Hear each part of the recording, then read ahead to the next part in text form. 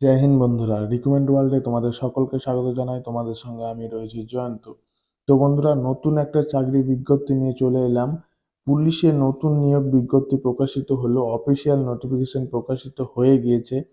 যেখানে তোমাদের 4187টি শূন্যপদ আছে। যেখানে তোমাদের 4187টি শূন্যপদ আছে, সেখানে ছেলে মেয়ে সকলেই আবেদন করতে পারবে এবং ভারতীয় নাগরিক হয়ে থাকলে অ্যাপ্লাই করতে পারবে। তোমাদের অনলাইন মোডে আবেদন শুরু হয়ে গেছে। আজকের এই ভিডিওতে নতুন নিয়োগের অফিসিয়াল নোটিশ নিয়ে আলোচনা করব। তোমাদের এখানে কোন কোন পুলিশ বাহিনীতে নেওয়া হচ্ছে এবং ছেলে মেয়ে উভয় ক্যাটাগরি কত শূন্যপদ আছে, আবেদন করতে গেলে শিক্ষাগত যোগ্যতা কি লাগবে, কোন কোন পোস্টে তোমাদের রিক্রুটমেন্ট করা হচ্ছে, বেতন কত থাকবে, তোমাদের বয়স সীমা কত লাগবে, আবেদন ফি কত থাকবে, কোন ওয়েবসাইটের মাধ্যমে আবেদন করতে পারবে, পুরো সিলেকশন প্রসেস কি আছে, পরীক্ষার সিলেবাস কি আছে, তোমাদের কি যে ফিজিক্যাল মেজারমেন্ট টেস্ট এবং শারীরিক মাপজোক ও শারীরিক সক্ষমতার পরীক্ষার ইভেন্ট কি কি থাকবে, সমস্ত কিছু পরপর জানাবো আজকের এই ভিডিওর মাধ্যমে। আর যারা নতুন দর্শক আছো তারা অবশ্যই আমার ইউটিউব চ্যানেলটিকে সাবস্ক্রাইব করে বেল আইকনটিকে প্রেস করে দেবে এই ধরনের লেটেস্ট আপডেট পাওয়ার জন্য সবার আগে। তো আমরা চলো যে ভিডিওটা আছে সেটা শুরু করা যাক। আমরা এখানে চলে আসবো নোটিফিকেশনে। এই নোটিফিকেশনে আমরা আছি, সবার আগে বলে দিই, এই যে এসএসসি অফিসিয়াল ওয়েবসাইটে ssc.gov.in, এটা হচ্ছে এসএসসির নতুন ওয়েবসাইট। ঠিক আছে, এখানেই তোমাদের সবকিছু পরীক্ষার ফর্ম ফিল আপ চলছে। এই যে 4 নম্বরে যে নোটিশটি আছে, এই যে মার্চের 4 তারিখে, notification off sub inspector in Delhi police and central armed force examination 2024। তো এখানে এই যে এখানে যে পিডিএফ, এখানে পিডিএফ এই অপশনটি আছে বা ভিউ অপশনটি আছে, এখানে আমরা সিম্পলি ক্লিক করলে আমাদের যে নোটিফিকেশন আমরা চলে যাব। এখানে আমরা ক্লিক করলাম। আমার নেটটা একটু স্লো আছে যেহেতু, ডাউনলোড হয়ে গেছে। এখানে আমরা সিম্পলি এই যে আমরা যে অফিসিয়াল নোটিফিকেশনে চলে এসেছি। এই যে এখানে বলছে, দেখো, sub inspector in Delhi police and central arm police force examination. তো এখানে তোমাদের অনলাইনে অ্যাপ্লিকেশন স্টার্ট হয়ে গেছে। এতে বলছে date of submission of online application, এই যে 4/3/2024 টু 28/3/2024 পর্যন্ত তোমাদের অনলাইনে আবেদন চলবে। আর এখানে লাস্ট ডেট অ্যান্ড টাইম যে অনলাইন অ্যাপ্লিকেশন, ঠিক আছে, এখানে তোমাদের ডেট দেখাচ্ছে 28/3/2024 মানে। আর এখানে দেখে নাও যে last date and time online payment তোমরা লাস্ট করতে পারবে 29/3/2024 পর্যন্ত। ঠিক আছে, এবং 23টা পর্যন্ত। এই যে এখানে বলেছে Windows application form correction and online payment of correction charges, মানে যে তোমাদের অনলাইনে যে পেমেন্ট করবে এবং তোমাদের মানে তোমাদের যে অ্যাপ্লিকেশন ফর্মটিকে তোমরা কারেকশন করতে পারো 30/3/2024 থেকে তোমাদের এই যে 31/3/2024 পর্যন্ত তোমরা ওটাকে চেঞ্জ করতে পারো। আর এই যে তোমাদের schedule of computer basis exam দেখা, এখানে তোমাদের আনুমানিক একটা ডেট দেওয়া আছে।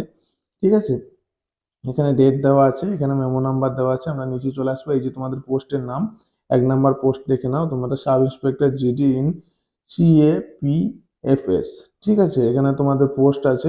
এখানে তোমাদের লেভেল 6 অনুযায়ী বেতন দেওয়া হবে। এই যে 35,400 থেকে তোমাদের এই যে 1,12,400 টাকা পর্যন্ত বেতন হতে পারে।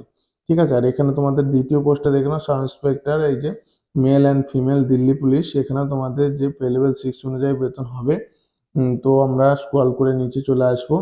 তোমরা দেখে নিলে এই যে 2 নম্বরে দেখে নাও যে এখানে সাব ইন্সপেক্টর ইন দিল্লি পুলিশের মেল ভ্যাকান্সি কতগুলো আছে। এই যে ওপেন ভ্যাকান্সি দেখে নাও, তোমাদের যে ইউআর এর 45টি আছে, ওবিসি আছে 24টি, এসসি 13টি, এসটি তোমাদের 7টি, ইডাব্লিউএস 12টি, টোটাল হচ্ছে 101টি।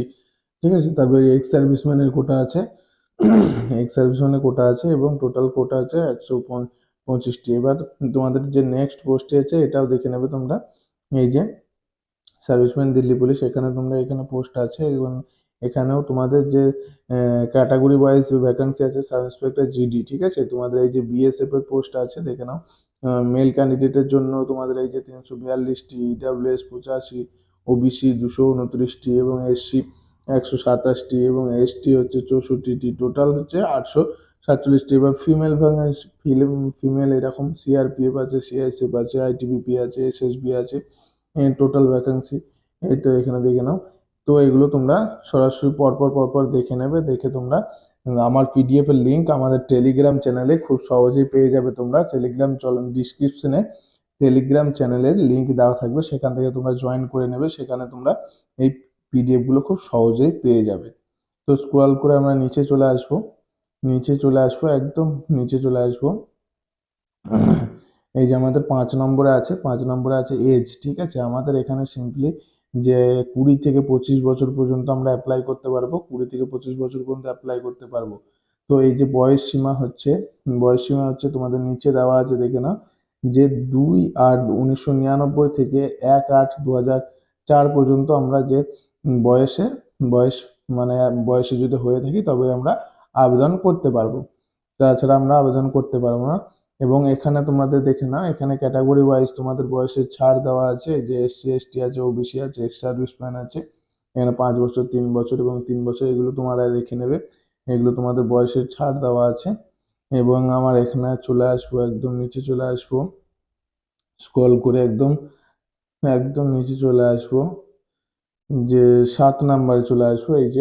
এই যে এখানে তোমাদের এডুকেশন কোয়ালিফিকেশন বলেছে, education qualification for the post in bachelor degree from a organization, university or equivalent. The candidate who have appeared in their bachelor's degree or equivalent exam can also apply মানে তোমাদের এখানে বলতে চাইছে যে তোমাদের এই যে 01/08/2024 আগে তোমাদের যে ব্যাচেলার ডিগ্রি কমপ্লিট করে থাকতে হবে এবং তোমরা লাস্ট ইয়ার যারা পরীক্ষা দিচ্ছ তারা এখানে অ্যাপ্লিকেশন করতে পারবে, তারা এক্সামে বসতে পারবে, অসুবিধা নেই। কিন্তু এই ডেটের আগে তোমাদের যে সার্টিফিকেটটা হয়ে থাকতে হবে অবশ্যই। এই ডেটের আগে তোমাদের সার্টিফিকেট না থাকলে কিন্তু তোমরা অগ্রাধিকার পাবে না। তো আমরা নিচে চলে আসবো, স্ক্রল করে একদম নিচে চলে আসবো। এখানে একটা জিনিস বলেছে, তোমরা দেখে নাও, এই যে for the post of sub inspector in Delhi police for male candidate only, মানে দিল্লি পুলিশের ইন্সপেক্টর, সাব ইন্সপেক্টরের দিল্লি পুলিশে যারা অ্যাপ্লিকেশন করবে তাদের অবশ্যই মাস্ট বি ড্রাইভিং লাইসেন্স, ঠিক আছে। এই যে এলএমভি মোটর ভেহিকেল অ্যান্ড কার, ঠিক আছে। তোমাদের নর্মাল যে ড্রাইভিং এলএমভি, যে তোমাদের যে নর্মাল তোমাদের লাগে ড্রাইভিং লাইসেন্স তোমাদের লাগবে, ঠিক আছে, অবশ্যই লাগবে। আর এই যে 8 নম্বরে কি বলছে, হাউ টু অ্যাপ্লাই, ঠিক আছে। অ্যাপ্লাই, এখানে তোমাদের যে অফিসিয়াল ওয়েবসাইট আছে সেই অফিসিয়াল ওয়েবসাইটের মাধ্যমে তোমরা অ্যাপ্লিকেশন করবে। এখানে দেখছি যে নোটিশটি আছে সেটা যে কোন রকম হয়তো টাইপে ভুল হয়ে গেছে, তোমাদের যে এটা পুরনো ওয়েবসাইট, যে http যে ssc.nic.in, এটা হচ্ছে তোমাদের অফিসিয়াল যে পুরনো ওয়েবসাইট। এখন তোমাদের নতুন ওয়েবসাইটে তোমাদের সব রকম ফর্ম ফিল আপ চলছে, কিন্তু এখানে পুরনো যে ওয়েবসাইটে কেন দিয়েছে আমি বুঝতে পারছি না, হয়তো টাইপিং এ মিস হয়ে গেছে। তোমাদের যে নতুন ওয়েবসাইটটি হচ্ছে ssc gov.in,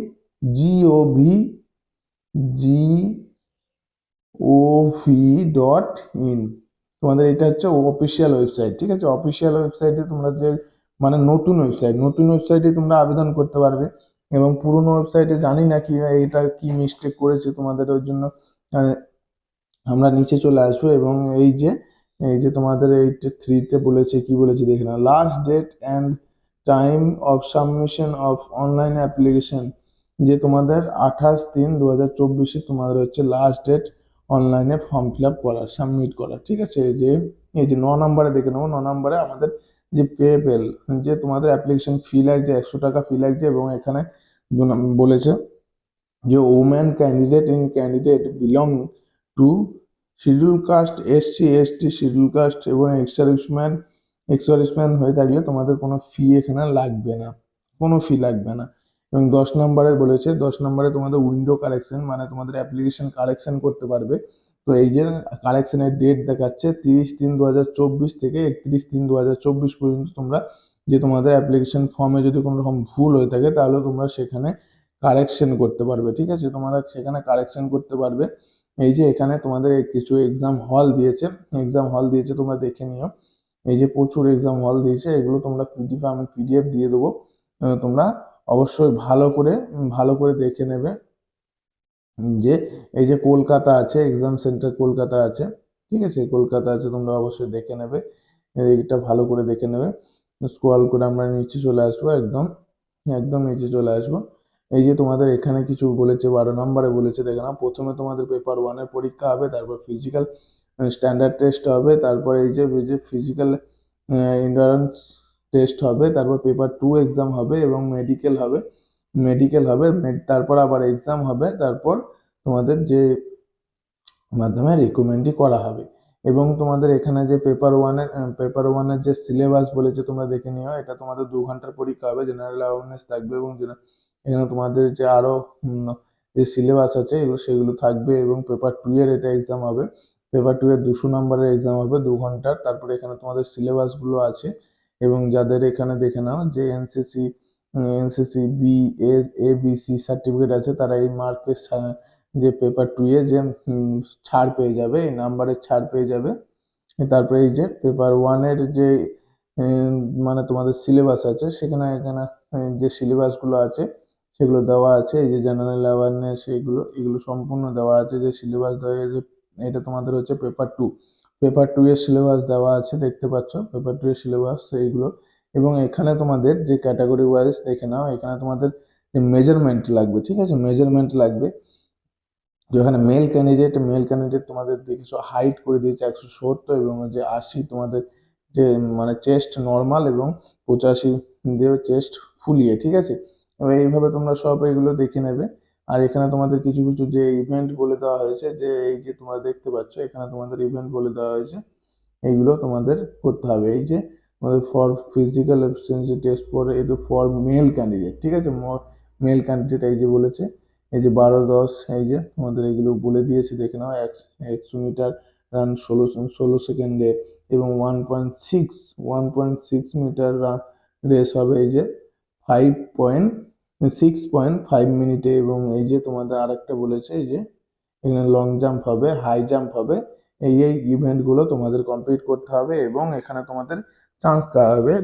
একবার দুবার হয়তো না পারলে পরে অবশ্যই তোমাদের চান্স দেওয়া হবে, ভয় নেই। অবশ্যই ভিডিওটা তোমরা কেমন লাগলো বলবে, ভিডিওটা ভালো লেগে থাকলে লাইক শেয়ার কমেন্ট করে দেবে। জয় হিন্দ।